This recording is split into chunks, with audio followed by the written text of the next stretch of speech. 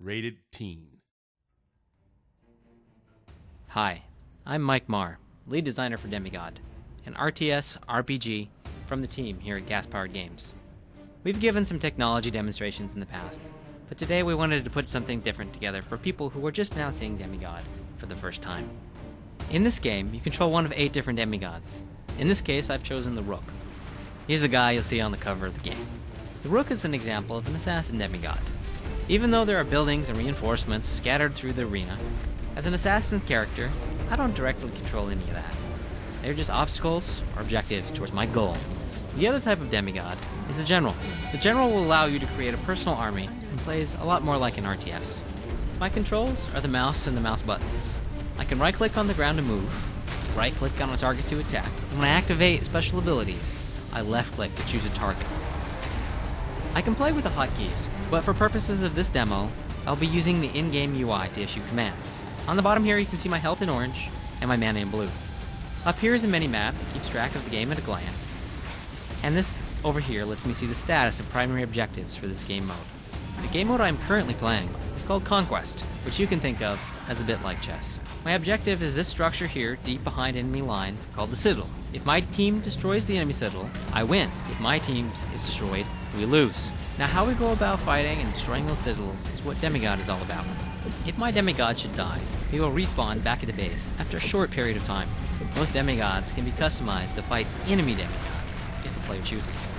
There are 2 sides to every arena, and depending on the game setup, you may be going it alone against the enemy hordes, or you may be teaming up with other players or AI to defeat the other side.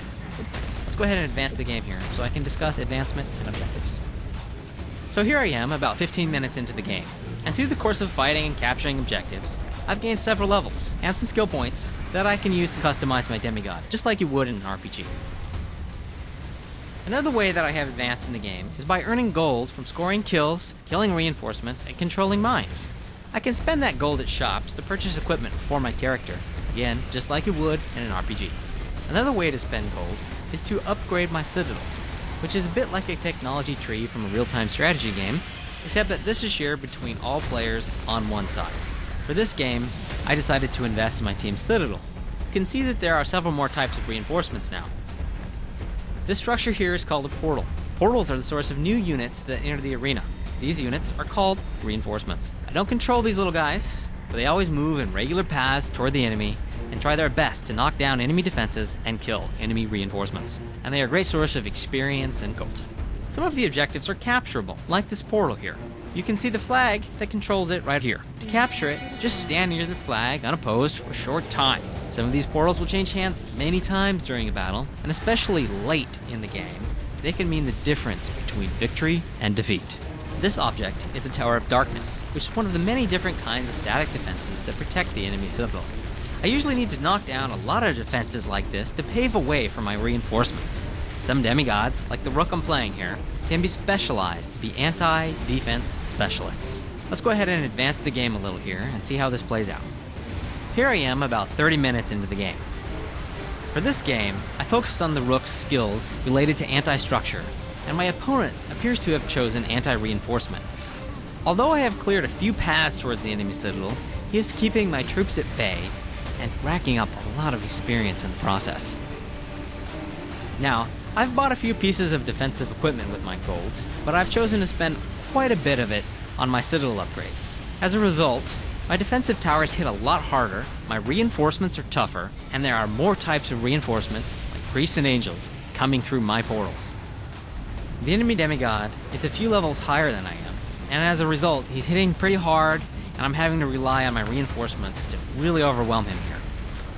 Now currently, I'm working to keep my opponent at bay while protecting my own reinforcements. At this point, I have made several pushes into the enemy base, but each time I've been repulsed. Haha, there we've got it. Now, where do we go from here? Well, depending on the game mode I was playing, I've accumulated some favor points, and I can apply those towards purchasing long-term achievements that I can use in future games. If I was playing the persistent online tournament called the Pantheon, I would have also contributed points to the team I was fighting for.